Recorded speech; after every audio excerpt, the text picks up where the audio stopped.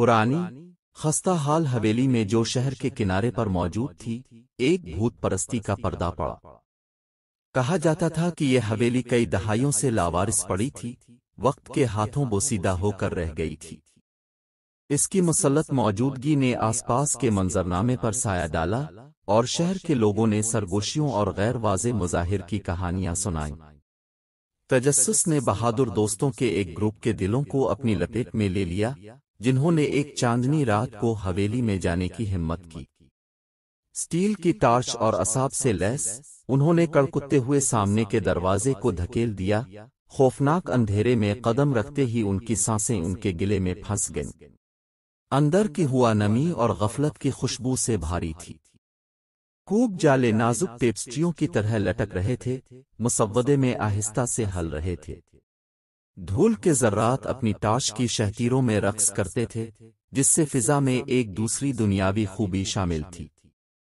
حویلی وقت کے ساتھ منجمد لگ رہی تھی، جیسے اپنی سانسیں روکے ہوئے کسی اہم واقعے کا انتظار کر رہی ہو۔ جیسے ہی انہوں نے مدھم روشنی والی راہداریوں کی کھوج کی تو ان پر ایک پیشین گوئی کا احساس چھا گیا۔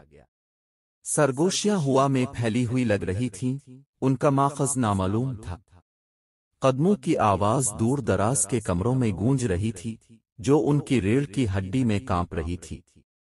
پھر بھی بے خوف ہو کر وہ دریافت کرنے کے لیے ایک ناقابل تسخیر پیاس کے باعث آگے بڑھے۔ ایک بھولے ہوئے مطالعہ میں انہوں نے جرائد کے مجموعے سے ٹھوکر کھائی، ان کے صفحات عمر کے ساتھ پیلے ہو گئے۔ اس کے اندر کے الفاظ ایک المناک محبت کی کہانی کے بارے میں بات کرتے ہیں، ستاروں سے کراس کیے ہوئے محبت کرنے والوں کی کہانی جو ان کے قابو سے باہر حالات سے پھٹ جاتی۔ ہر داخلے سے تڑپ اور درد دل ٹپک رہا تھا، اس درد کو ظاہر کرتا تھا جو برسوں سے حویلی کی دیواروں پر چھایا ہوا تھا۔ اچانک ہوا کا ایک جھونکا کمرے میں اڑتا ہوا ان کی ٹارچ کو بجھا کر اندھیرے میں ڈوب گیا۔ گھبراہٹ پھیل گئی جب وہ اپنی روشنیوں کو روشن کرنے کے لیے بھڑک اٹھے، ان کے دل ان کے سینے میں دھڑک رہے تھے۔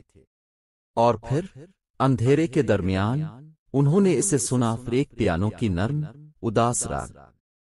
خوف اور سحر کے آمیزے سے کار فرما، انہوں نے اس کے ماخذ تک خوفناک راگ کی پیروی کی۔ آواز انہیں ایک عظیم الشان بال روم کی طرف لے گئی، برسوں کی نظر اندازی کے باوجود اس کی عظمت اب بھی واضح ہے۔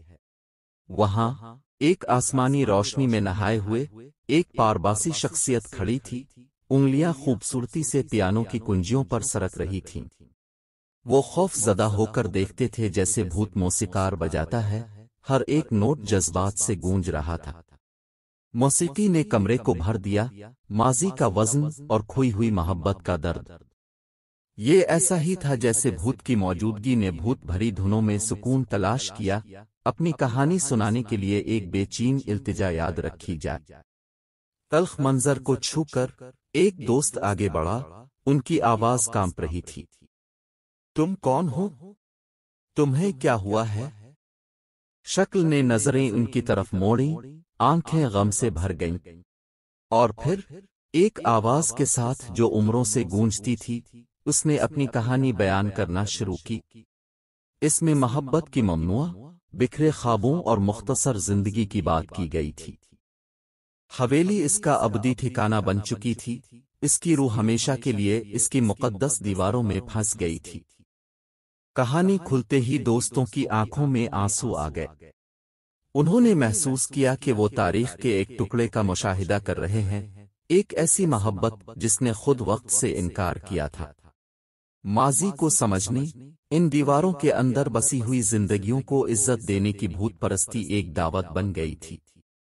اس دن سے دوست سنسنی کے متلاشیوں کے طور پر نہیں، بلکہ ایک بھولی ہوئی کہانی کے رکھوالوں کے طور پر حویلی میں واپس آئے۔